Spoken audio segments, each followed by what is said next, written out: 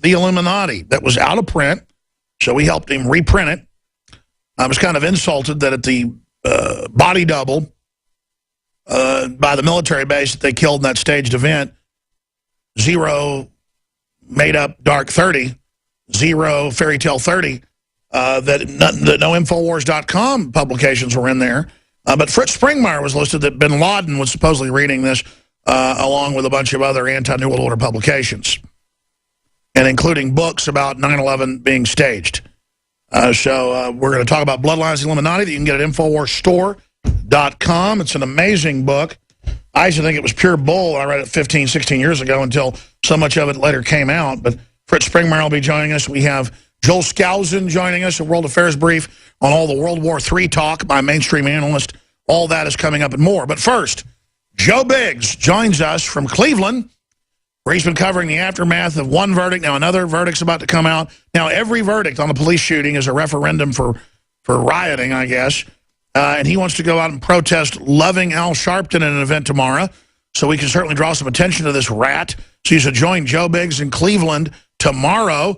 Joe, tell us about that event, and then tell us what else you've been monitoring and noticing there. Yes, tomorrow night at 7:30 p.m. at the Olivet Institutional Baptist Church, Al Sharpton will be delivering the keynote address. It'll be at 7:30 p.m. So I want to encourage everyone out in the Cleveland area, the surrounding areas, to get off their butt, come out and protest this guy, because right now Cleveland has handled this Brelo verdict so well thus far, and now we have the Tamir Rice verdict possibly coming out any day now. Now, we know that they released the Brelo verdict last Saturday. It could happen again this Saturday. Who knows? But Cleveland has done everything the right way. They should be a guide for other cities to handle these things the right way. And now you've got Al Sharpton wanting to come out here and start race baiting and stirring up racial division in a town that's been doing so well. They haven't been like Baltimore. They haven't been like Ferguson. And that's what pisses me off, to know that this guy's going to come out here and try to, I guess that's how he's going to pay back his money to the government, all those millions he owes in back taxes, to go and deliver these speeches and help stir up more crap. And, of course, call for federalizing police. What do you make of Baltimore descending into what has been called anarchy now, as the police get surrounded responding to calls? I mean, it's sad to say that it's getting to that point. I mean, when I was there, the certain parts that I was in, Iraq was kept up more. I mean, the roads in Baltimore are horrible. I mean, the buildings are run down. I mean, it looks kind of like Detroit in some areas. It's a very bad area, and it's prime pickings for these type of events. But right next door in D.C., they're living in total opulence with America's daughters and sons servicing them. Joe, again, tell folks what time tomorrow the literal rat, Al Sharpton's going to be showing up. Yeah, the rat race baiter will be out at 7:30 p.m. at the Olivet Institutional Baptist Church. Now, this is one of the churches, too, that was involved in the Greater Cleveland Congregation March the other day when we had a few thousand people out. So these are the guys who are inviting him to come in and deliver a speech that they're going to call a rally. And, hopefully he doesn't try to stir up anything, but we're going to be out there to call him out. I'm going to ask him some questions. I'm going to ask him, if the apple does fall far from the tree or doesn't fall far from the tree, because, his daughter is now involved in some controversy as well. She was claiming to be hurt, and now she's been out seeing, hiking and all this stuff. So I'm wondering climbing mountains. She's suing a city over a pothole. She says hurt her leg, and now she's suing. Joe, we'll have the highlights tomorrow on the show. You'll be joining us. We are at the water's edge of the argument that mainstream Christian teaching is hate speech.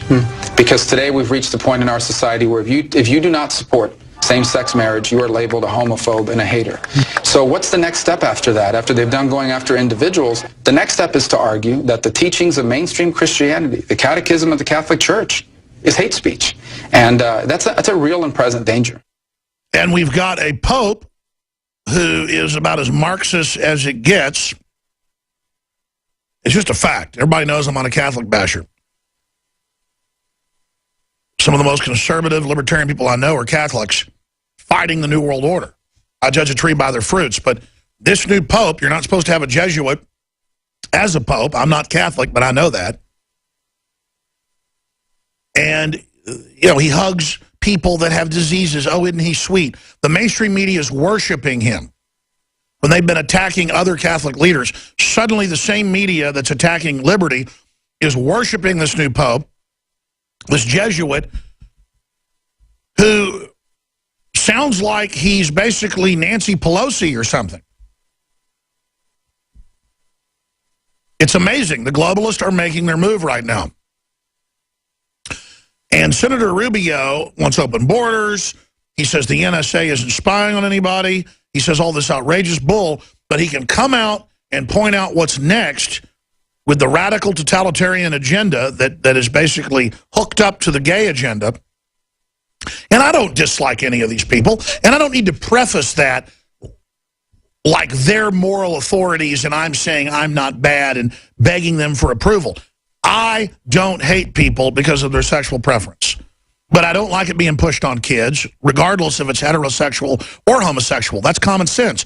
I'm against pedophilia and pedophilic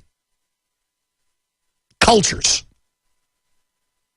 And there is a drive pushing this as the new culture in America, namely because it breaks up the family and makes the state the father. But Rubio is only coming out with this because he doesn't have any real issues, and this is a football issue. He can get support from the Christian right, but then betray them down the road. This doesn't legislatively do anything. It's a political football fighting over gay marriage. Hey, listen, the lesbians and homosexuals and everybody, you want to do what heterosexuals have done? See, I use the word homosexual on purpose because I'm not supposed to. That's a scientific name, but people are taught it's racist or whatever. Hateful. No, the word Caucasoid is not hateful towards white people. The word Negro is not hateful towards black people. It's like dark Mexican beer, Negro Modelo. I've seen someone order that, and not blacks, but white trendies get upset by hearing Negro. It's a Romance language. It just means dark. You get dark. Some of my favorite wine is Negro style black grapes from Italy. Delicious wine. You get the right type. It's not racist that it says Negro on it, I'll assure you. But that's the mindlessness of this whole situation where you're not even supposed to use the word homosexual. But look, if the homosexuals are dumb enough to want to let the lawyers be involved in their lives and to have whoever you supposedly live with get half of your stuff or more, whoever doesn't work get 60%, you want to be involved in that screw job? Knock yourselves out. But listen, I've talked to the Democratic Party lawyers. They are licking their lips. They can't wait to watch you give all your campaign money so that you can be under government with your marriage. Boy, talk about wanting to get thrown in the fiery furnace. That is ridiculous. So there you go. And look, this whole gay thing from both sides is a political football. Like these reps and congressmen that are always bashing gays are the ones they always catch you, in a bathroom with two guys, at a gas station. Just the whole thing's a joke. We'll be back. A hearing scheduled for today will focus on whether two chimpanzees held by Stony Brook University are property of the university or must be set free. Champions of the concept of speciesism, like Peter Singer, argue that the chimps should have human rights because they are, quote, comparable to 3-year-old humans in their capacity for self-awareness, unquote. The problem is, Singer has argued that Down's syndrome children should be euthanized because, quote, they will never be able to play the guitar or develop an appreciation of science fiction, learn a foreign language, or chat with us about the latest Woody Allen movie, unquote. Singer's speciesism is not about elevating animal treatment. It's about creating a justification for devaluing human life in all conditions, at all ages. We will not allow scientific elitists and eugenicists like Peter Singer to deny human liberty and dignity. This is David Knight reporting for Infowars.com.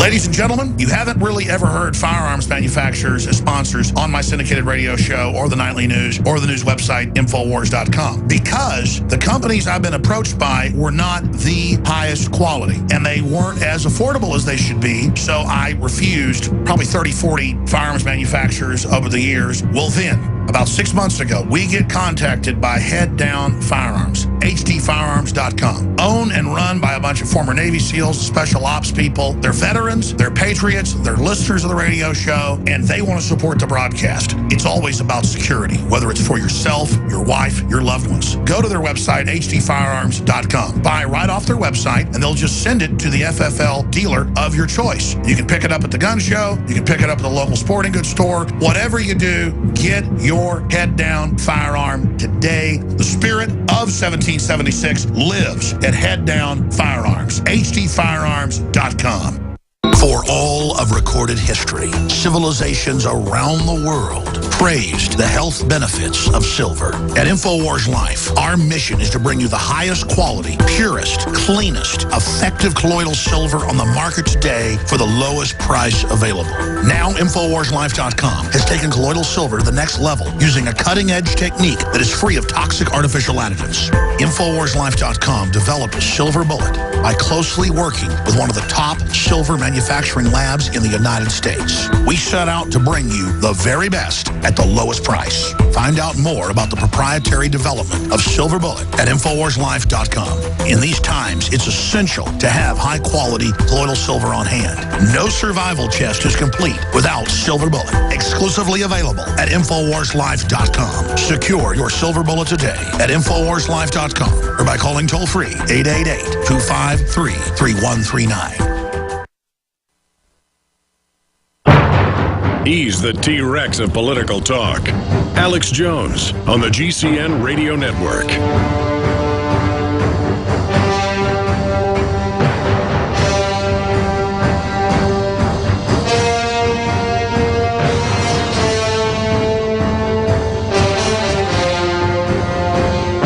I don't hate people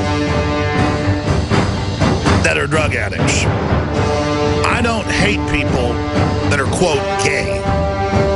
I don't hate people that have a gambling problem. But you can definitely look at the statistics of all the things I just mentioned and know that those are destructive lifestyles. So the larger question is, why is this agenda being pushed? And it's what Joel Skousen, the editor of World Affairs Brief, always talks about.